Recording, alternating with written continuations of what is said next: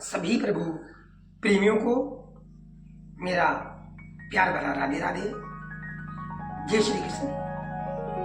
आज हम इस वीडियो में चर्चा करने वाले हैं आषाढ़ मास के शुक्ल पक्ष के देवशयनी एकादशी की, जिसका नाम विष्णु शयनी एकादशी भी है। और इस देवशयनी एकादशी का व्रत कथा क्या है, पौराणिक कथा क्या है, इसका महात्म्य क्या है,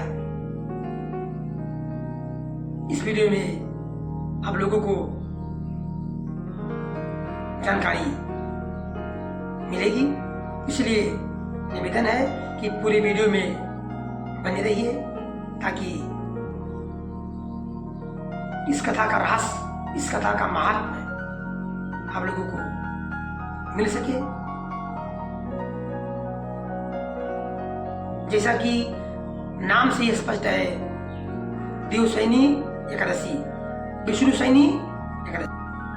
ब्रह्मा जी ने महर्षि नारद जी से बताया था कि आषाढ़ शुक्ला एकादशी के दिन भगवान विष्णु को 4 मास के लिए शयन करा जाता है।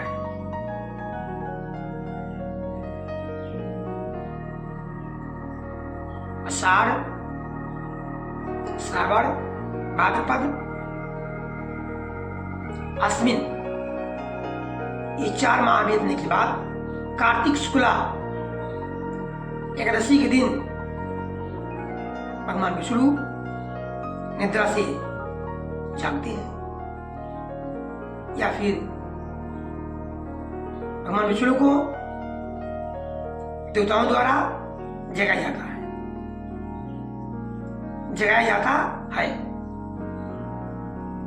क्योंकि इस आषाढ़ शुक्ला एकादशी से 4 माह के लिए भगवान विष्णु निद्रा में योग निद्रा का आश्रय लेकर के सो जाते हैं। और देवशयनी एकादशी का जो पौराणिक कथा है वो इस प्रकार है। पौराणिक कथा के अनुसार सूर्य वंश में मांधाता नाम का राजा, प्रसिद्ध राजा, सत्यवादी अयोध्यापुरी में राज करते थे। यानी सूर्य वंश में अयोध्यापुरी में मांधाता नाम का राजा राज करता था। एक समय उसके राज्य में अकाल पड़ गया और प्रजा भूख से मरने लगी। हवन आदि पूजा पाठ शुभ कर्म बंद हो गए। राजा को बड़ा कष्ट हुआ और वो चिंता करने लगा कि ये सब कैसे हो रहा है, इसका उपाय क्या है। जो अकाल मेरे राज्य में आया है ये कैसे मिटे। इसी चिंता में वो राजा वन को चला गया और वन में अंग्रा नाम के ऋषि रहते थे। वन में अंग्रा नाम के एक महात्मा रहते थे और उनसे पूछा, हे महात्मन, पूरी कथा पहले तो राजा ने सुनाया, फिर कहा, हे महात्मन, मेरे राज्य में अकाल क्यों पड़ गया है, किस बात के कारण मेरे राज्य में अकाल पड़ गया है। अपने दिव्य दृष्टि से देखकर मुझे बताइए। अंगिरा ऋषि अपने दिव्य दृष्टि से देखकर बताया कि राजन, सतयुग में ब्राह्मणों का वेद पढ़ना धर्म है। सतयुग में ब्राह्मणों का वेद पढ़ना, तपस्या करना धर्म है। परंतु आपके राज्य में आजकल एक शूद्र तपस्या कर रहा है, एक शूद्र तपस्या कर रहा है और शूद्र को मारने से ये दोष दूर हो जाएगा और प्रजा सुखी हो जाएगी। लेकिन मानदाता राजा बोले कि ऋषि, मैं निरपराध तपस्या कर रहे सूरत को नहीं मारूंगा, इस कष्ट से छूटने का और कोई दूसरा उपाय बताइए। तब अंगिरा ऋषि ने कहा कि जो भोग और मोक्ष देने वाली है, आषाढ़ मास के शुक्ल पक्ष की देवशयनी एकादशी का व्रत विधि विधान से आप करिए।